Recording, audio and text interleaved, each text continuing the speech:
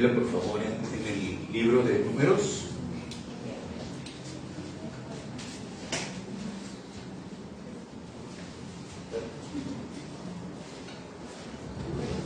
Números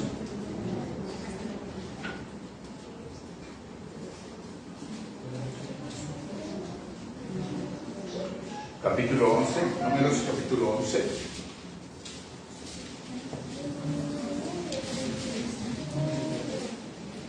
Números capítulo 11. Cuando lo tengan ahí, me avisan. Números capítulo 11.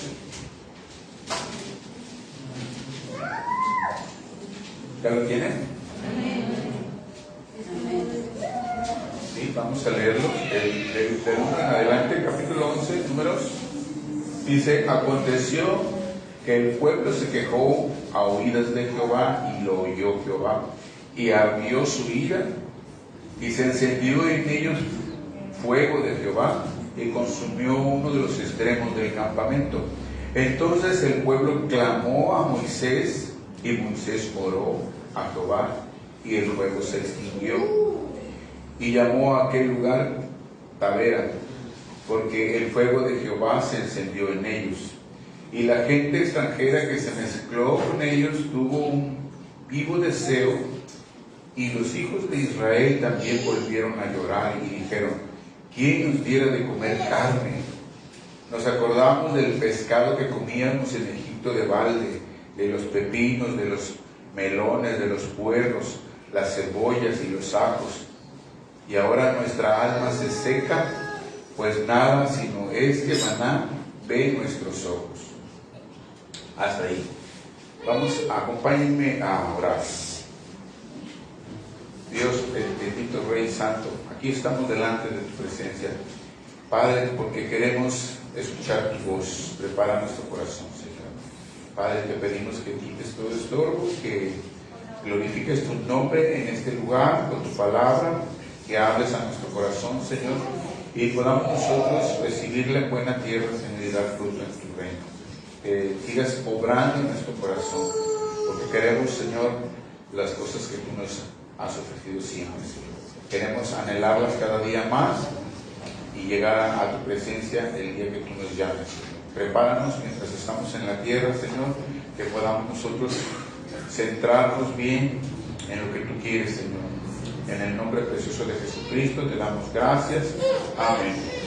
Amén. Bueno, vamos a iniciar este tema que le puse por título: ¿cuál es tu vivo deseo? ¿Cuál es tu vivo deseo? Es como una pregunta.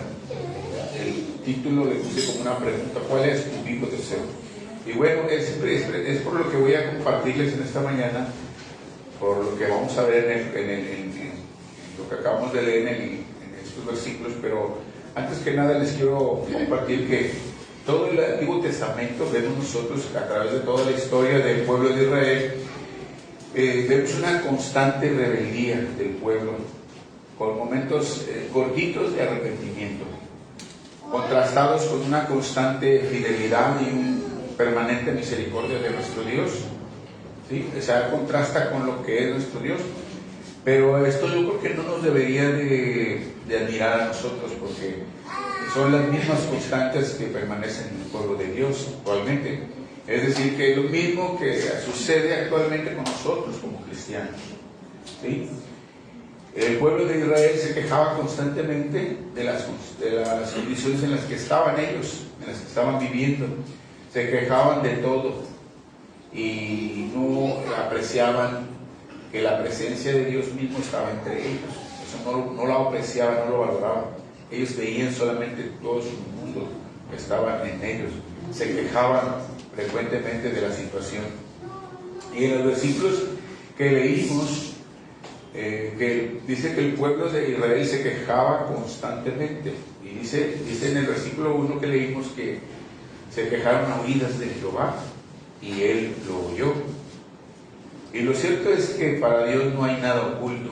Para Dios no hay nada oculto. Él escucha todo lo que se habla, y aún nuestros pensamientos Él los escucha. Dice el Salmo 139 que aún no está la palabra en nuestra boca, y aquí tú la sabes toda. Él sabe aún nuestros pensamientos, o sea que no nos podemos escapar. Él oye y ve todas las cosas, ¿sí? Todas las cosas están desnudas delante de sus ojos, dice Hebreos capítulo 4, que todas las cosas están desnudas delante de sus ojos. A Dios no le agradan las quejas, no le gusta tener un pueblo que se queje, no le gusta que el pueblo que ha escogido se queje. Y hay gente que se queja por cualquier cosa.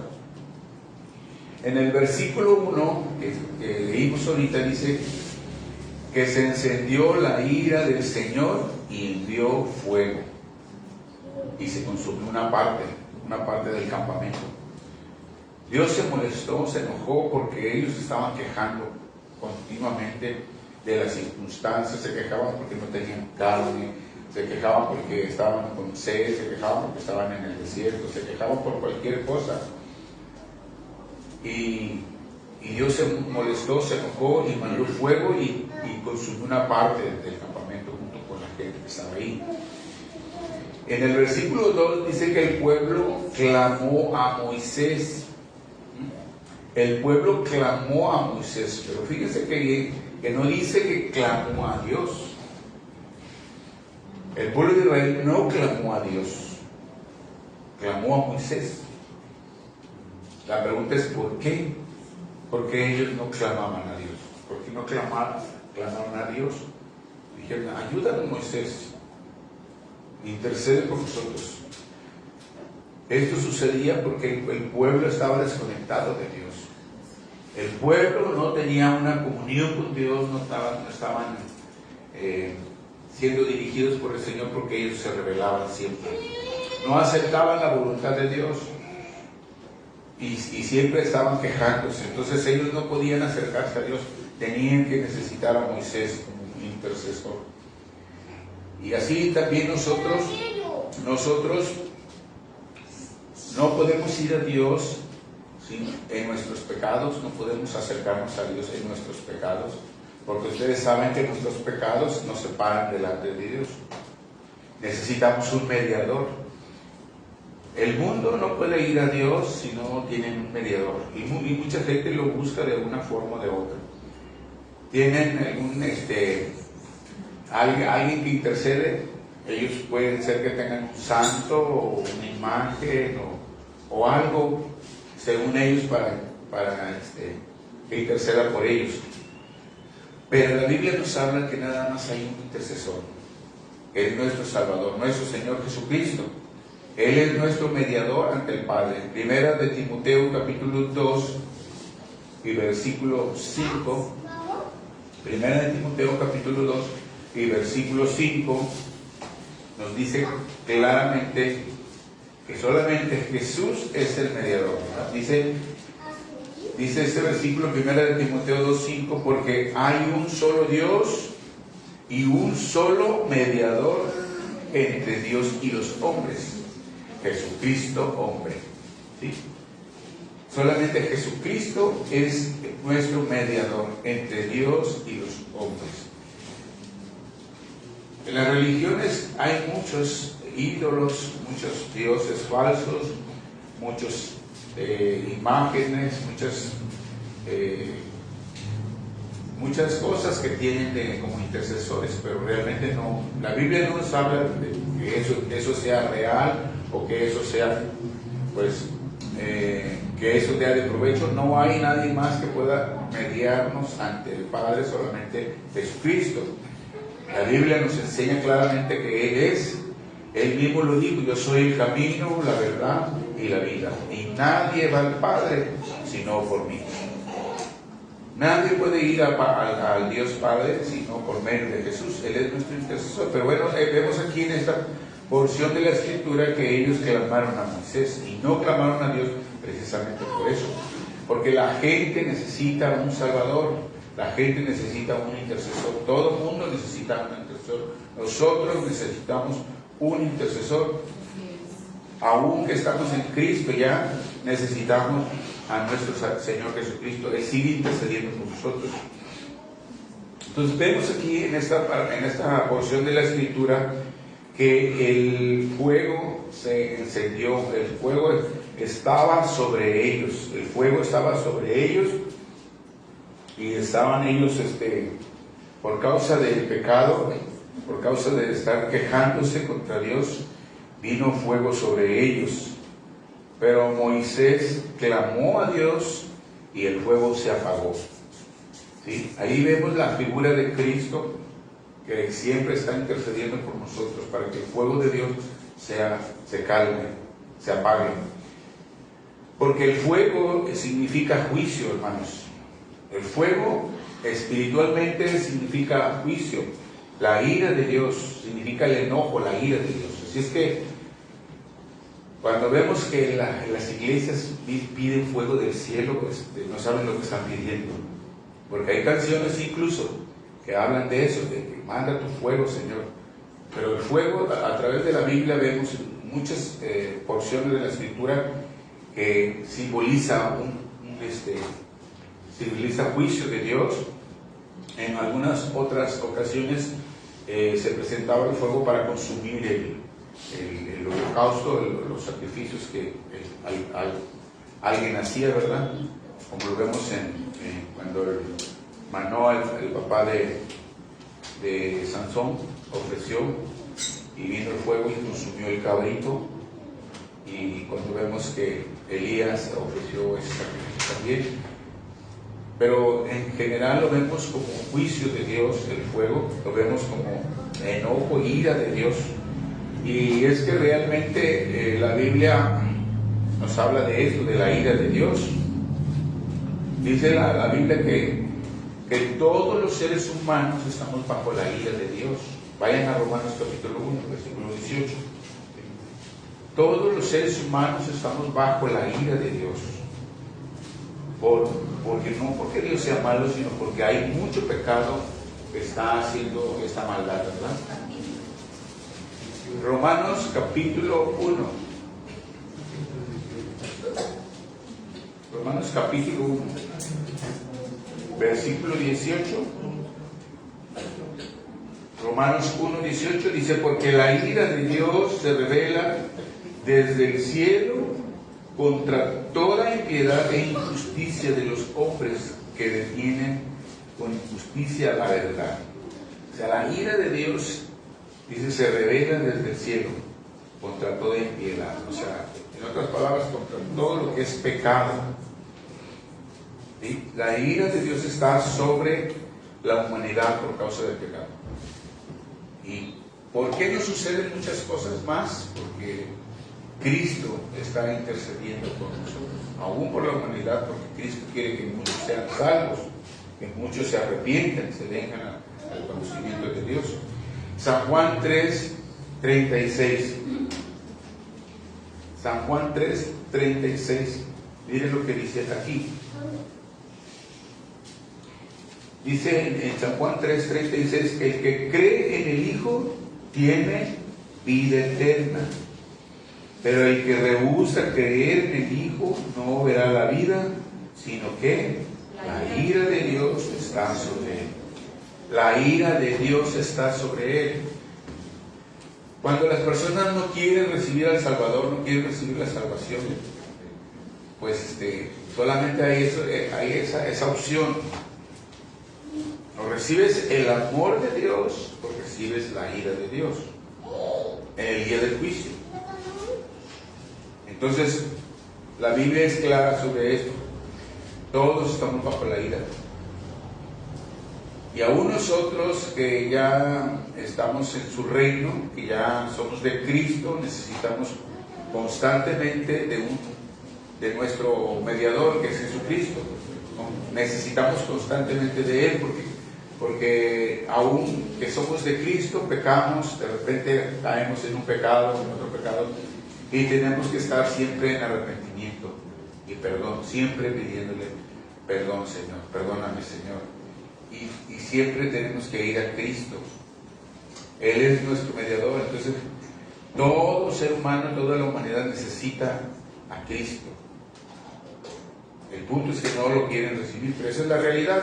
Cuando no lo reciben, cuando no lo quieren, cuando lo rechazan, solamente ahí es el destino.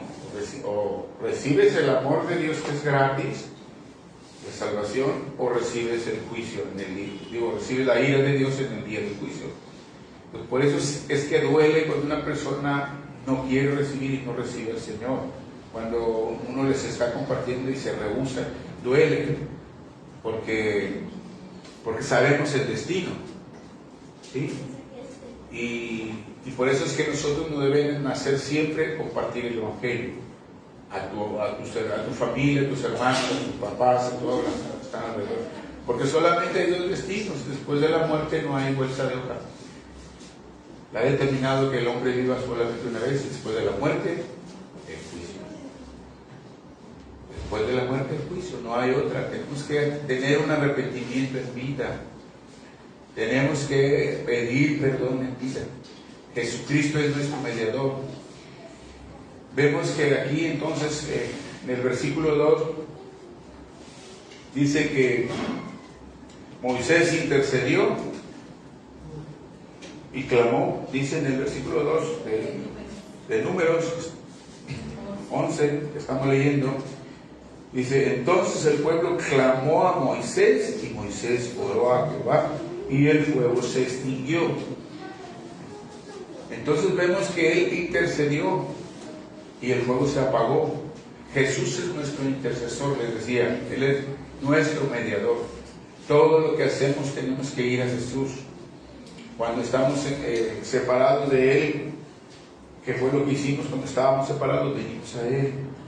O sea, reconocimos lo que hizo en la cruz, su sacrificio, pedimos perdón por nuestros pecados y entregamos nuestra vida a Cristo. Ahora le pertenecemos al Señor. Él es nuestro dueño, Él es el que nos guía, el que nos dirige. Él es el que ha derramado su Espíritu Santo en nosotros y es el que nos va guiando en este caminar. Y su palabra la que nos va dando luz en nuestra vida para que podamos vivir una vida mejor aquí en esta tierra. Entonces, Él ha hecho por nosotros todo esto. Él es nuestro mediador y Él lo hace con aquellos que lo quieren recibir.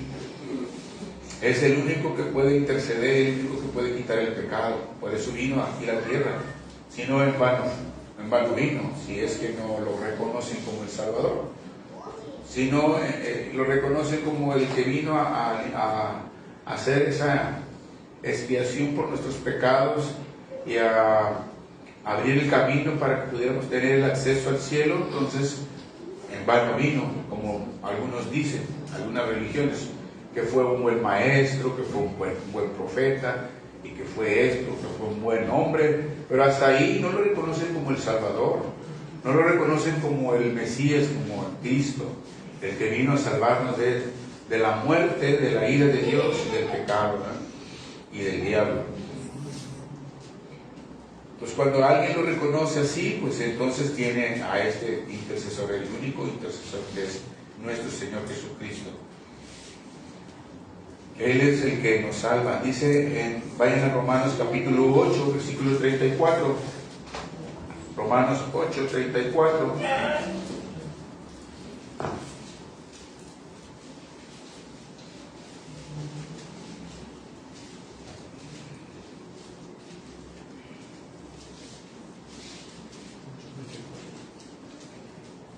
Romanos 8, 34, ¿están ahí?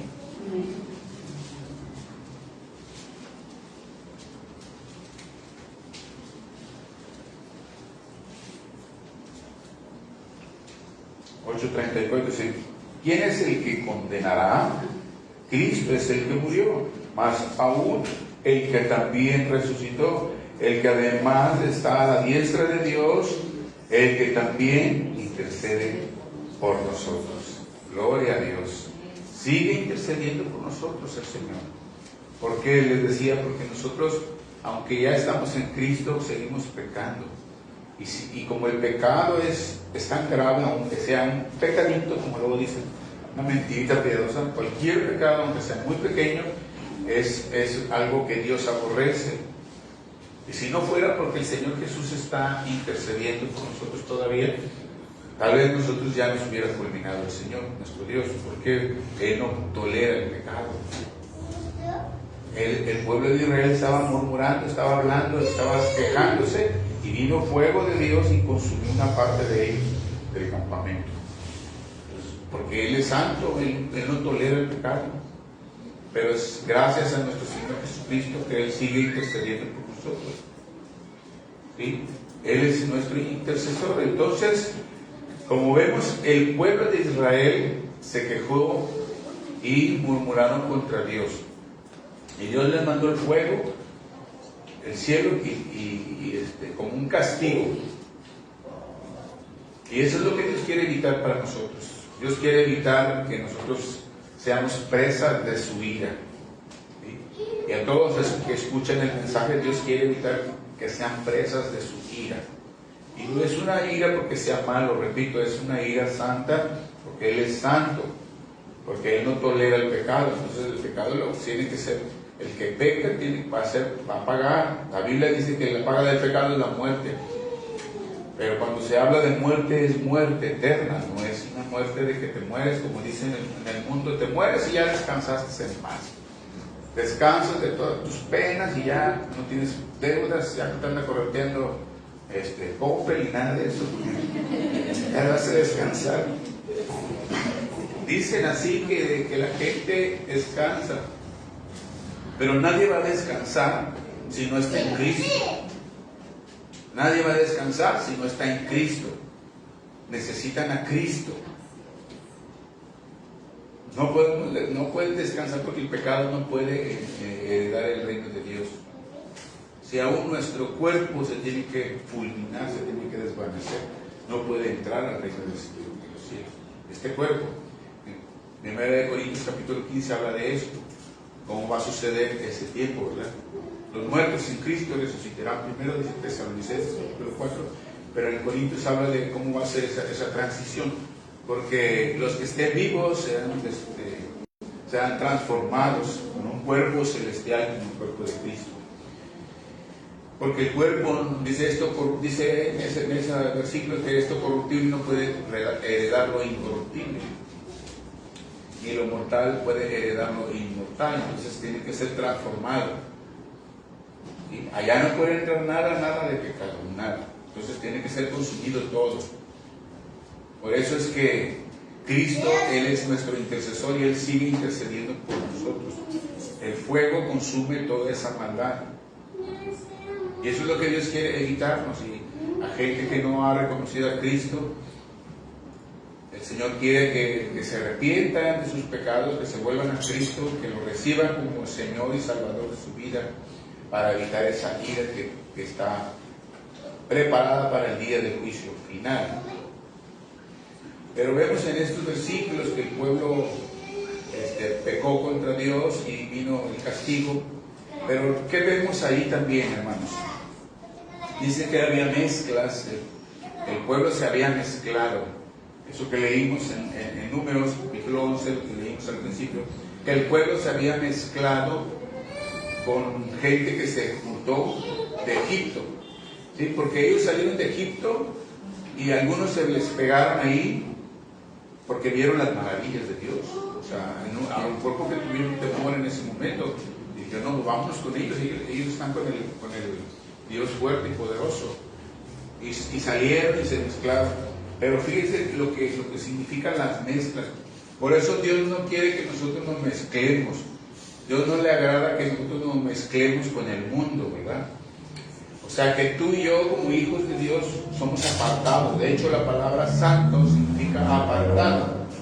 Cuando decimos que somos santos, porque Cristo nos ha santificado, no porque realmente seamos ya con alitas y estamos volando, no. Pero la Biblia dice que somos apartados, somos santos de Dios, porque Jesucristo nos santificó con su sangre. Entonces, esa palabra santo significa apartado. Entonces, no quiere Dios que nosotros nos mezclemos, contaminemos con el mundo. Él no quiere las mezclas, no le agrada eso, porque Él es un Dios celoso. Ayer vimos en la clase que es el Dios Caná, Él es el Caná. Esa palabra Caná significa celoso. Y no son celos del mundo como los conoce la gente, celos del mundo, celos diabólicos, dice también la Biblia que son. Los celos de Dios es un celo santo. Caná significa que Él tiene un celo tanto porque nos ama tanto que no quiere que nos mezclemos, que no quiere que nos contaminemos, porque somos para Él nada más. Y Él no nos quiere a la mitad ni un porcentaje, nos quiere el 100% totalmente. Por eso es que siempre estamos a veces presionando y exigiendo, nosotros que estamos al frente de la iglesia, porque Él nos quiere el 100% y pues no nos quiere a medias, pues a veces sí, a veces no, ahora sí, mañana sí, y así no, tienes que entregarte al 100%, porque Él quiere que seamos para Él nada más. Entonces no le gusta que nosotros nos mezclemos, que tú no hagas alianza con los del mundo, que no te mezcles en negocios con el mundo. Eso no es bueno para nosotros. El pueblo de Israel se mezcló.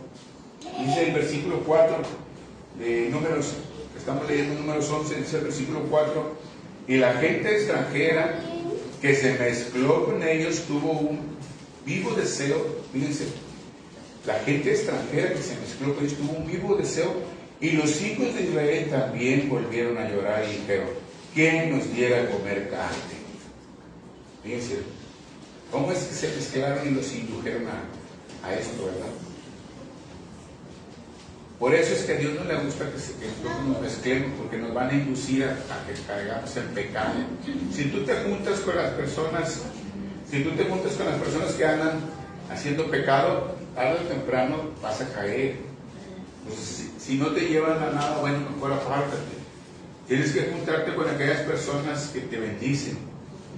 Porque si tú estás buscando a Dios, digo porque hay jóvenes aquí también en la escuela, estás buscando a Dios, estás conociendo a Dios, estás tratando de alinear tu vida con Dios, pero tienes en la escuela, donde estás por allá, te juntas con personas que andan haciendo el mal, tarde o temprano te van a llevar a hacer el mal. Porque eso es algo que lleva las mezclas. Dios, el Señor, nuestro Dios, siempre le prohibió a su pueblo que no se mezclara con otros pueblos. Incluso le dijo que no se casara con otros pueblos. Cuando Dios les da la tierra, dice que eliminaran a toda esa gente pecaminosa porque se iban a contaminar. Y al final, ¿qué sucedió? Ellos no las eliminaron al 100%. Dejaron ahí gente, se mezclaron con ellos, cayeron en pecado, en idolatría, y se fueron a la rebeldía contra Dios. Y por eso Dios no quiere que se mezclen. Este pueblo salió de Egipto y se mezclaron, dice que los que se habían mezclado con ellos tuvieron un vivo deseo, o sea, un vivo deseo, un fuerte deseo de algo. Y decía que ahí en el versículo 5 dice, nos acordamos del pescado que comíamos en Egipto de balde, de los pepinos, los melones, los puerros, las cebollas, los ajos. Ay, estaban bien ricos. ¿Cuánto los extraño? ¿Cuánto extrañamos el mundo? Como diciendo, ¿cuánto extrañamos el mundo? Los bailongos, las cervecitas y todas las cosas que teníamos en el mundo. ¿Cuánto las extrañamos? Todo eso es lo que trata de decir esto. Es lo que trata de decir que extrañaban las cosas del mundo. Y eso es lo que nos quiere evitar el Señor, que nosotros no nos mezclemos con el mundo para que no caigamos en esos pecados, porque tarde o temprano nos vamos a mezclar, nos vamos a contaminar y vamos a caer en pecado. Dice entonces que ellos anhelaban esas cosas. Eso es lo que significa ese deseo que ellos tenían, ese deseo intenso, un deseo intenso. Es como un deseo fuerte, ¿verdad? Algo que te jala. Por eso le puse el título, ¿cuál es tu vivo deseo? ¿Cuál es lo que más nos jala a nosotros? ¿Cuál era el deseo de ellos? Era volverse al mundo. En otras palabras, volverse a Egipto significa volverse al mundo, ¿sí? Volver al pecado, a lo que estabas haciendo antes. Hay gente que en Cristo, que actualmente pues, es en Cristo, pero después como que le dan ganas de regresarse y se regresa. Y luego otra vez viene y así anda. porque lo jala el deseo del mundo, lo jalan las cosas del mundo. Y tú y yo no tenemos que ser jalados por las cosas del mundo, sino tenemos que ser jalados por las cosas de Dios. ¿Sí? Hay gente que cuando ve duras las cosas, cuando empiezan en Cristo, ya después ya no quieren, se regresan al mundo otra vez porque la vieron difícil. Como yo ya les expliqué la semana pasada en el mensaje que les di, que la vida como cristiano no es tan fácil, que va en contra del mundo, en contra de toda la corriente del mundo. Pues tenemos que ser fuertes. Ellos tenían ese deseo de volver, se les venía a su mente todo lo que gozaban, lo que disfrutaban. Pero esa gente no era de Dios, o sea, no eran del pueblo de Israel. Estaban entre ellos, pero no eran de Dios. Su deseo más intenso era estar en el mundo, estar en el pecado, ¿sí? Y el verdadero cristiano tiene que tener un deseo más intenso de estar en la presencia de Dios. Ese es el deseo de nosotros como cristianos. El deseo más fuerte debe ser el estar en la presencia de Dios, que estar en las cosas del mundo y en el mundo. Ese debería ser nuestro deseo más intenso. Por eso la pregunta aquí es, ¿cuál es tu deseo? ¿Cuál es tu vivo deseo? O sea, ¿qué es lo que más estás deseando? Hoy que conoces a Dios, que estás en Cristo, ¿cuál es tu deseo más fuerte? Esa es una muy buena pregunta que cada quien de nosotros la tenemos que hacer. ¿Sí? ¿Estás contento por haber conocido al Rey de Reyes y Señor de Señores? ¿Estás contento por haber sido escogido y pertenecer a Dios Todopoderoso? ¿O te quejas porque no te va muy bien? ¿O porque estás batallando tal vez con el matrimonio, o tal vez con la economía, tal vez con tus hijos, tal vez con tu familia, o a lo mejor con alguna enfermedad que se está agobiando? ¿Estás descontento con todo eso? ¿Te quejas así como el pueblo de Israel? El pueblo de Israel se quejaba hasta por la comida. ¿Te quejas por las cosas que están pasando en tu vida? ¿Estás fastidiado? A veces te sientes fastidiado. Tal vez estamos poniendo la mirada en las cosas pasajeras, porque nos damos cuenta que tenemos lo mejor. No nos damos cuenta que tenemos lo mejor. ¿Qué es lo mejor? Que tenemos a Cristo en nuestro corazón. Tienes vida eterna, tienes salvación. Si te mueres te vas al cielo. O sea, ¿cuál sería el peor caso de los casos? Que te mueras. Y si te mueres sería el mejor de los casos, porque te vas al cielo. Si estás en Cristo y si realmente amas al Señor. Amén. Son cosas duras que tenemos que meditar. Son cosas duras que tienes que pensarlas. No estar aquí siempre tranquilamente y viviendo tu vida, sino pensar que tienes un destino eterno. Y tu destino no es de un tiempecito, es por siempre. O es el cielo o es el infierno. No puede estar una persona en la iglesia a medias tintas, a medias aguas. No puede estar una persona en la iglesia con un pie aquí y otro pie acá. O eres o no eres del Señor. Tienes que ser firme, tienes que ser verdadero, tienes que ser real. Por eso tenemos que meditar en todo esto, centrar nuestros pensamientos y ver en qué está centrado nuestro deseo más fuerte. Y aquí ven, nosotros tenemos lo mejor, les decía, porque tenemos salvación, tenemos vida eterna, tenemos a Cristo mismo, el Espíritu Santo está en ti y en mí. Y eso es lo mejor, o sea, eso es algo fabuloso, sorprendente, maravilloso, que nos debe de dar mucho gozo. Y pase lo que pase, tú eres de Cristo. Hay muchísima gente, 8,000, casi 8,000 millones de habitantes, y solamente una pequeña porción somos de Cristo. Solamente una pequeña porción, un 12% solamente somos de Cristo. Entonces, la verdad es que necesitamos nosotros centrarnos dónde estamos poniendo nuestra mirada. en qué está nuestra mirada. Moisés, como vimos ahí, en este ejemplo, Moisés es un claro ejemplo, digo, de que escogió lo mejor nosotros. Nosotros tenemos lo mejor. Moisés es un claro ejemplo de que él escogió lo mejor.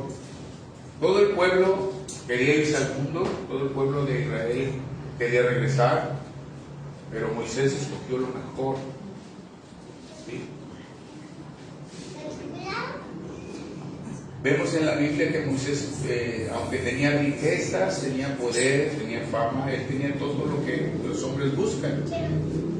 Todos los hombres buscan en el mundo riqueza, poder y fama, y eso lo tenía Moisés. Él disponía de todos los placeres que él quisiera, él podía disponer de todo, porque él estaba en Egipto. Pero eso no le importó a Moisés, eso no le importó. Su deseo más intenso era Cristo, ¿sí? Su deseo más intenso era Cristo. Vayan a Hebreos capítulo 11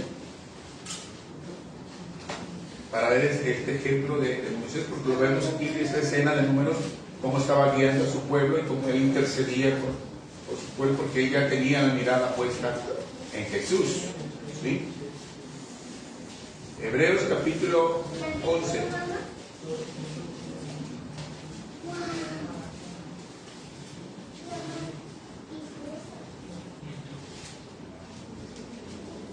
Versículo 24, vayan al versículo 24.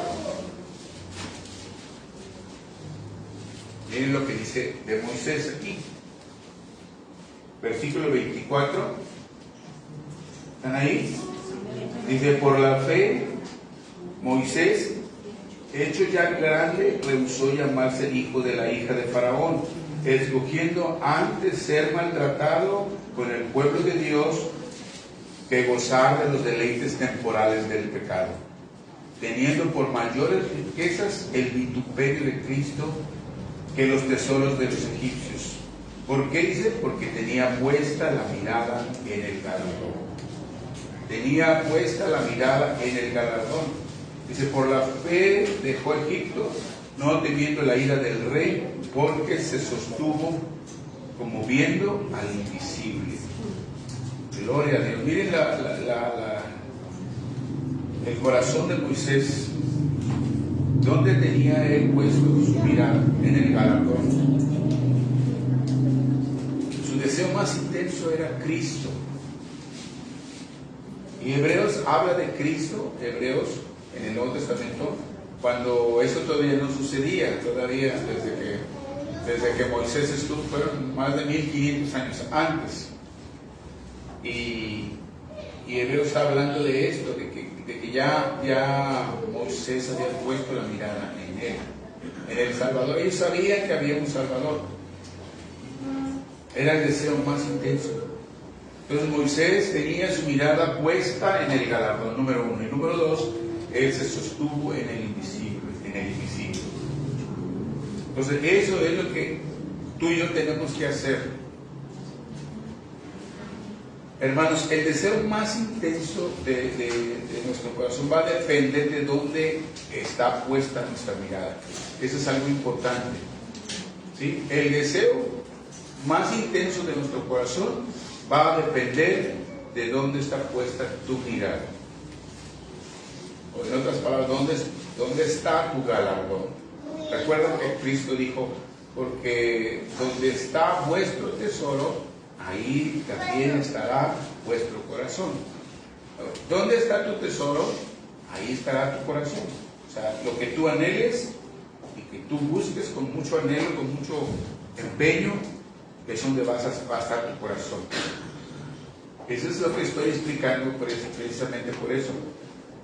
¿Dónde está tu deseo más fuerte? El deseo más intenso va a surgir de donde tengamos la mirada. Y por eso aquí podemos hacer una pregunta. ¿Dónde está tu tesoro más preciado? ¿Está en el cielo o está aquí en la tierra? Pregúntate tú mismo. ¿Dónde está tu tesoro más preciado? ¿Está en el cielo o está aquí en la tierra? Y dependiendo de cómo esté, cuál es el tesoro que tú tengas más deseado, ahí va a estar tu corazón. Pero si está en la tierra, es algo pasajero que no va a durar mucho tiempo. Se va a acabar, aunque hagas tesoros, aunque hagas riquezas, eso no va. Nos vamos a regresar, la Biblia dice, igualito como llegamos, desnudos. Y eso se va a acabar. ¿En cuánto puedes vivir? 70 años. Eso te va a durar tu tesoro. Y ni lo vas a disfrutar porque lo van a disfrutar otros que se quedan. Ni trabajar. Conocí a un señor que tenía mucho dinero y hoteles y siempre andaba como por diosero. Y se murió y ahora quien los disfruta son sus hermanos que nunca trabajaron. Nunca hicieron nada. Y ahí están disfrutando ese dinero. Y él nunca lo disfrutó. ¿Para qué trabajas? ¿Para hacer dinero? ¿Para disfrutar la vida? ¿Y cuánto te va a durar tu vida? Entonces, tengamos que considerar esto y yo creo que tenemos que dirigir nuevamente la atención a las cosas eternas, a las del cielo, porque eso es para siempre. Y eso es eterno, eso es nuestra morada final, eterna. Esto de la tierra es muy pasajero. En un abrir y cerrar de ojos se acaba. Puede ser que te mueras hoy, mañana o cualquiera de estos días. Y la pregunta es, ¿a dónde va tu alma? ¿Sí? Esa es la buena pregunta. Si estás atesorando para el cielo o para la tierra. Porque si estás atesorando para la tierra, no lo vas a disfrutar de todos modos. Te vas a hacer sin nada y vas a perder lo mejor, que es estar en la presencia de Dios. Y ya después de la muerte ya no hay vuelta atrás. Los israelitas tenían su deseo en las cosas terrenales. Ellos deseaban regresar a Egipto, ellos estaban acordando de lo que disfrutaban, de la comida que tenían, de todo lo, aunque fueran esclavos, pero ellos estaban disfrutando, acordándose de todas esas cosas. Y nosotros tenemos que pensar más en el galardón, hermanos. Tenemos que desear el reino de Dios, tenemos que desear su presencia, tenemos que desear su santidad y todas sus maravillas.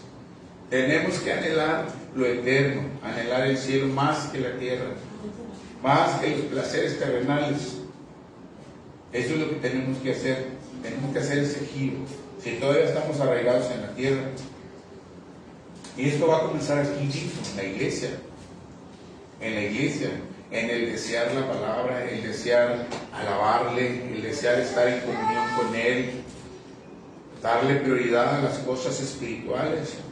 Y tristemente aún hoy en día se ve que no hay mucho interés de parte de la iglesia, o sea, de parte de nosotros, hermanos, no hay mucho interés porque algunos llegan tarde a los servicios, otros tienen una actitud irreverente, a algunos les cuesta alabar a Dios, les cuesta levantar las manos, les cuesta abrir la boca para exaltar al Señor, y muchos no leen la Biblia, o la leen solamente de vez en cuando, o no están orando. Hay poca comunión con el Señor, tristemente, porque no estamos valorando lo eterno, estamos valorando mal lo terrenal. Y esto nos lleva a pensar que la mirada de nosotros no está en el galardón, sino en las cosas de aquí de la tierra. Está la mirada en las cosas de la tierra. Y tristemente, porque si somos de Cristo, no deberíamos reaccionar así. No consideramos el sacrificio de Cristo. No consideramos los sufrimientos de Cristo, todo lo que Él padeció con nosotros. Miren, todos los siervos del Antiguo Testamento, ellos no tuvieron el privilegio de ver a Jesús, al autor de la salvación. Ellos no tuvieron el privilegio y aún así ellos permanecieron firmes en la fe porque tenían puesta la mirada en el galardón, o sea, en el cielo. Ellos nunca lo conocieron. Todo el Antiguo Testamento vemos siervos que hablaban de la venida de Jesús, le hablaban de la salvación, de la redención. O sea, se referían y apuntaban a Jesús y anhelaban conocerlo, nunca lo conocieron. Pero aún así ellos se mantuvieron firmes hasta el final y murieron por causa de la palabra del Señor. Y vemos en el libro, en Hebreos capítulo 11, donde están todos los héroes de la fe, vemos todos esos siervos que no lo vieron y aún así ellos creyeron hasta el final y obedecieron al Señor, siguieron al Señor. Pero nosotros necesitamos cambiar también esa mentalidad, o sea, sabiendo que nosotros sí tal vez no lo hemos visto físicamente, pero lo hemos conocido a través de la palabra y hemos experimentado lo que Él ha hecho en nuestras vidas. Vamos a Filipenses 1.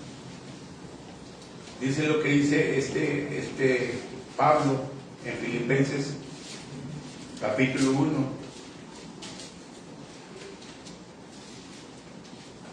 Dice el 21 y el 21 en adelante.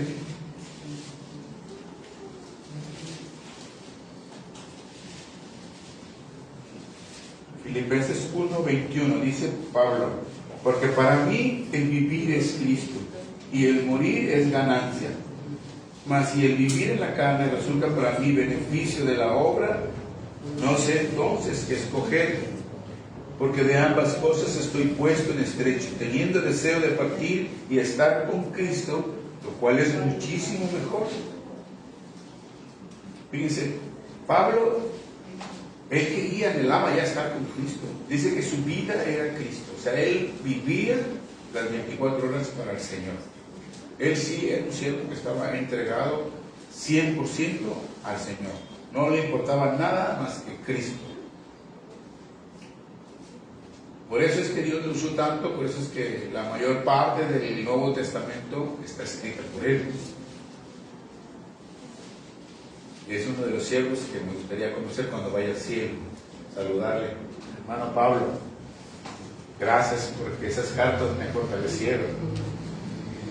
Pero realmente ese sí es un siervo entregado al 100%. Nosotros tenemos que ver los ejemplos de la Biblia, ver gente cómo se entregaba, cómo apasionadamente se entregaba. Pablo no anduvo con Cristo como los otros discípulos. Y Pablo era un enemigo del Evangelio, un enemigo de la iglesia de Cristo. Él los perseguía, los mataba, los encarcelaba. Pero Dios lo transformó. Y independientemente de lo que tú y yo hayamos sido o seamos, Dios nos puede transformar. Dios tiene el poder para transformar las almas, pero se necesita que crea uno y que quiera. Porque el que no quiere, pues no será nada.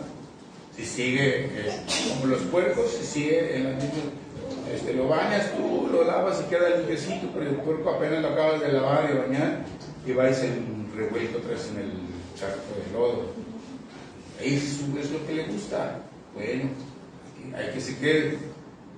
Mucha gente no quiere estar en el camino de Dios porque le gusta el pecado, le gusta la maldad. Pero Dios les da la oportunidad de que se arrepientan, de que se vuelvan a Él. Porque solamente hay dos destinos. Entonces nosotros estamos tan acostumbrados aquí en la tierra a lo terrenal y vivimos una vida muy carnal que pasamos desapercibido todo lo espiritual y no pensamos tanto en el cielo. ¿Quién piensa en el cielo todos los días? ¿Verdad que no? Nuestra mente está fija aquí en la tierra. Está fija en las preocupaciones. Tengo que hacer esto, tengo que barrer, planchar, hacer comida, tengo que hacer esto. Y los hombres tengo que ir a hacer al trabajo, tengo que hacer este movimiento, que no sé qué. Y todo el mundo anda así. Y nosotros como cristianos a veces se nos va el día y ya no leíste la Biblia y dices, ay, es que no tuve tiempo. Entonces, cuando decimos que no tenemos tiempo de leer la Biblia o de orar, es como decirle a Dios, Señor, que te faltó un poquito más al día, más horas. 24 no me alcanzaron, le hubieras puesto un poquito más. Si Dios puso eso es porque todo nos va a alcanzar. De hecho, en lo natural está establecido que 8 horas son para trabajar, 8 horas son para descansar y 8 horas para otras actividades que uno tiene que hacer, ¿verdad? Distracción y todo eso. Está distribuido así.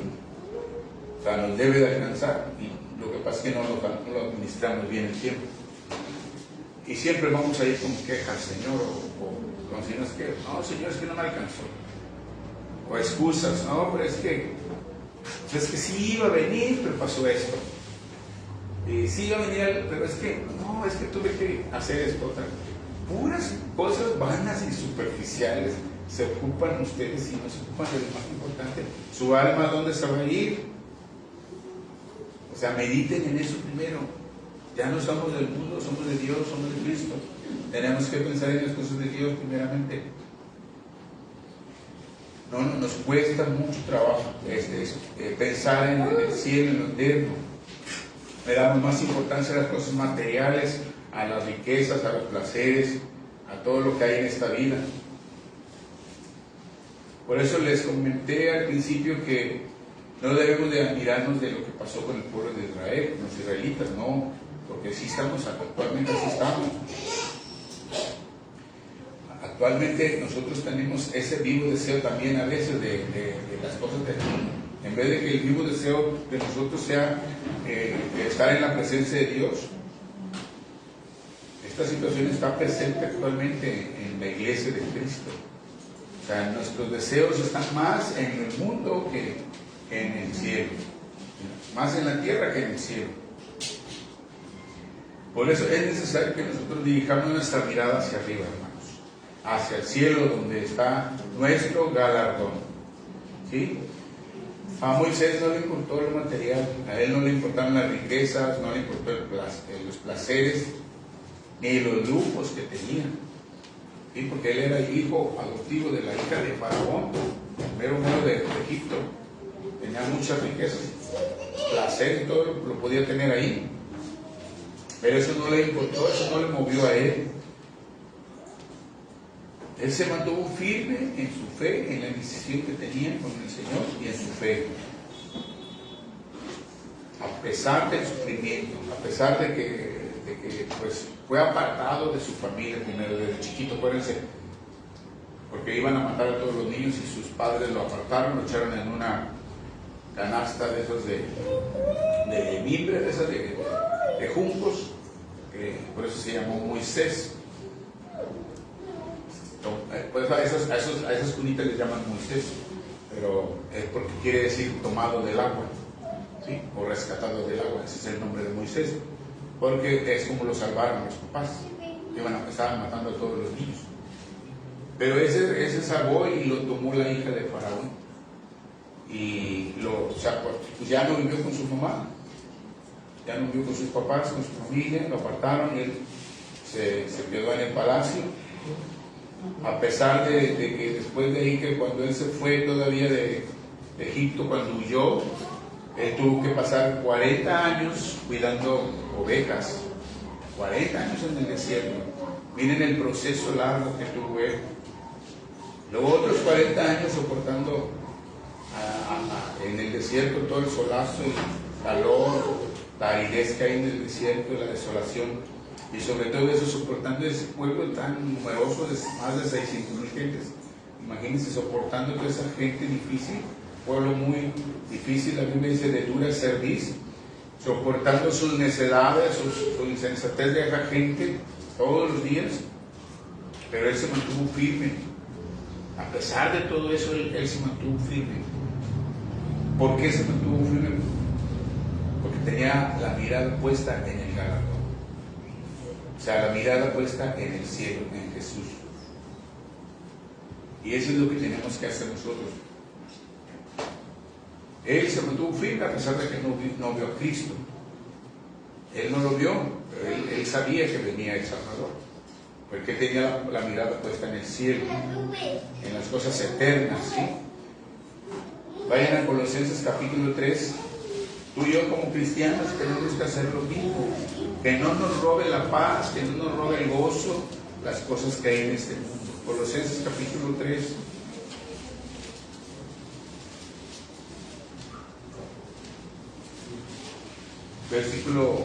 Colosenses 3:1. Dice, estos versículos me encantan porque es una palabra, un versículo confrontativo con nuestra realidad como cristianos. Dice, versículo 1, si pues habéis resucitado con Cristo, buscad las cosas de arriba, donde está Cristo sentado a la diestra de Dios. Fíjese, lo primero que dice, si pues, o sea, en otras palabras, si realmente eres cristiano. Porque puede ser que no seas cristiano. Estás aquí, pero no eres cristiano. Si pues, si realmente eres de Cristo, si habéis resucitado con Cristo, dice, buscar las cosas de arriba. Ese es el reto, hermanos. Si eres de Cristo, buscar las cosas de arriba donde está Cristo sentado a la diestra de Dios. Número 2 dice, poned la mirada en las cosas de arriba y no en las de la tierra, porque habéis muerto y vuestra vida está escondida con Cristo en Dios. Amén. Esto nos dice que tú y yo hemos muerto a nuestra vida anterior y tenemos una nueva vida en Cristo. Y nuestro deseo, nuestro interés, nuestra meta, nuestro galardón, nuestra mirada debe estar puesta en el cielo, en Jesucristo. Solamente en Él. Amén. Tal vez sea un reto muy grande para muchos de nosotros, pero eso es lo que Dios quiere de nosotros. Si eres de Cristo, si no te consideras de Cristo, tienes que hacer nuevos votos. O sea, pedirle a Dios, ayúdame, Señor, perdóname y limpia mis pecados. Y quiero llevar esta vida bien. Quiero que mi interés siempre esté puesto en ti, Señor, en las cosas de arriba, en las del cielo. Que tenemos que trabajar, sí. Que tenemos que hacer muchas cosas aquí en la tierra, sí. Tienes que encargarte de tus hijos, de los lonches, de las tareas. Tienes que encargarte de tu esposo, tienes que encargarte de trabajar, esposo, de atender a tu esposa. Todo lo que tenemos que hacer aquí, sí. Tenemos que procurar tener un poquito más ingresos, sí. Todo eso es normal, es bueno y es necesario, pero no se debe desviar lo más importante, que es la salvación. Eso es lo que la iglesia se está olvidando. No leen la Biblia, no oran, no están buscando al Señor con su corazón. Son irregulares, vienen de vez en cuando, están muy tranquilos, no saben que de repente podemos morir en la noche, mañana, cualquier momento, y estás preparado para enfrentarte con el Señor. O sea, estás ya listo, estoy bien limpio, estoy bien preparado, ando en santidad, si me muero me voy con el Señor, gloria a Dios. Pero hazte la pregunta, si realmente estás listo. Entonces, si no estás listo, ¿por qué no le pones ganas? ¿Por qué no le echas ganas? ¿Por qué no se ponen las pilas? No les estoy regañando, pero eso es lo que la Biblia dice. Entonces, miren, Moisés se murió y no vio al Señor Jesús. ¿Sí? Él permaneció firme, pero no vio al Señor Jesús. Pero nuestro Dios lo recompensó y le concedió verlo junto al profeta Elías. Lo hizo delante de testigos para que quedara escrito. Veamos lo que dice Marcos capítulo 9. Marcos capítulo 9.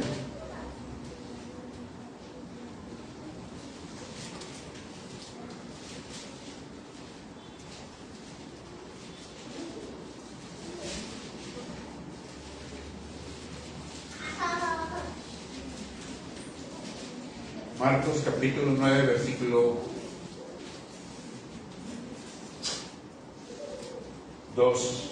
¿Están ahí? Dice, 6 días después Jesús tomó a Pedro, a Jacobo y a Juan y los llevó aparte solos a un monte alto y se transfiguró delante de ellos. O sea, se transfiguró Jesús. Y dice, sus vestidos se volvieron resplandecientes, muy blancos como la nieve, tanto que ningún lavador en la tierra los puede hacer tan blancos. Y versículo 4 dice, y les apareció Elías con Moisés, y hablaban con Jesús. Gloria a Dios, gloria a Dios. Él anhelaba ver al Salvador y el Señor se lo permitió. Tal vez tú no veas muchas cosas, pero tú tienes que permanecer firme, fiel al Señor, y vas a ver maravillas. Dios te va a permitir ver maravillas. Con tus hijos que no se han convertido, con tu familia, con todos, si nosotros permanecemos fieles al Señor, porque Dios es bueno y misericordioso. ¿Sí? Ya para terminar, vayan a San Juan capítulo 14.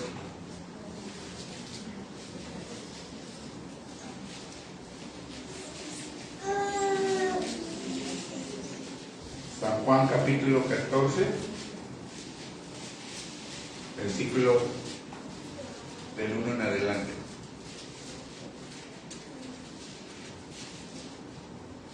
Miren lo que dice aquí el Señor como promesa para que no nos desanimemos, y más bien dicho, para que nos animemos a reenfocar nuestra mirada en las cosas de arriba, no en la de la tierra. Miren lo que el Señor nos prometió y nos deja aquí escrito. Dice el versículo 1: no se turbe vuestro corazón, creed en Dios, creed también en mí. En la casa de mi Padre muchas moradas hay. Si así no fuera, yo os lo hubiera dicho. Voy pues a preparar lugar para vosotros, y si me fuere yo, os prepararé lugar. Vendré otra vez y os tomaré a mí mismo, para que donde yo estoy, vosotros también estéis. Amén. Gloria a Dios. El Señor ya preparó, Él se fue, murió y resucitó, se fue al cielo, está a la diestra del Padre y ya preparó un lugar para ti, para mí. Un lugar donde vamos a gozarnos por la eternidad. Esto es muy pasajero. Este mundo se va a consumir, se va a acabar, cada vez se está poniendo más difíciles las cosas. Ya no va a poder tener una buena vida, pues, aunque tú lo quieras. Se está poniendo cada vez más difícil. Y nunca vamos a tener una buena vida si no estamos en Cristo. Y lo más hermoso es que Él ya preparó el lugar para que tú y yo estemos allá.